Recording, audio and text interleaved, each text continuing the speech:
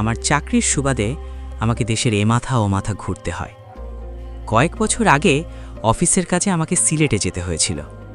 পাহাড় আর চা বাগানের মাঝখানে সময় কাটাতে আমার বেশ ভালো লাগে।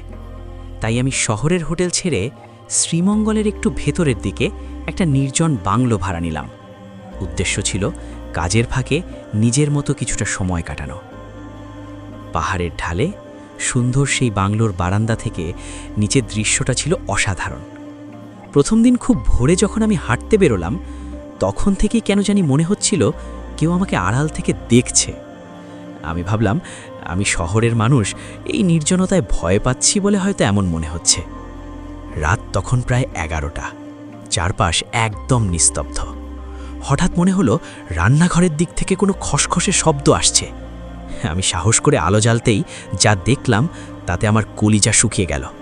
শীতে কাঁপতে কাঁপতে রান্নাঘরের কোণায় এক লম্বাটে জীর্ণ চেহারার লোক দাঁড়িয়ে আছে। তার চোখগুলো যেন আগুনের মতো জ্বলছে। আমি কিছু বলার আগেই সে হঠাৎ হিংস্রভাবে আমার দিকে তেড়ে এলো। আমি কোনো মতে দৌড়ে বেডরুমে ঢুকে দরজা আটকে দিলাম। ওপাশ থেকে সে দরজায় প্রচণ্ড জোরে লাথি মারতে লাগলো আর চিৎকার করে বলতে লাগলো সে আমাকে চেনে এবং সে আজ আমাকে মেরেই ছাড়বে, অথচ আমি তাকে জীবনে কোনোদিন দেখিনি। আমি দ্রুত 999 ফোন করলাম। যখন তার হাত দরজার কাঠ ভেঙে ভেতরে ঢোকার উপক্রম করছে, ঠিক তখন পুলিশের সাইরেন শোনা গেল। পরে জানতে পারি ওই লোকটা ছিল ওই বাংলোর আগের কোনো এক কর্মচারীর পাগল ছেলে।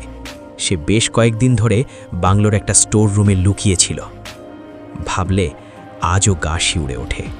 সেই রাতে যদি আমার ঘুম না ভাঙত, তবে আজ আমি বেঁচে থাকতাম না।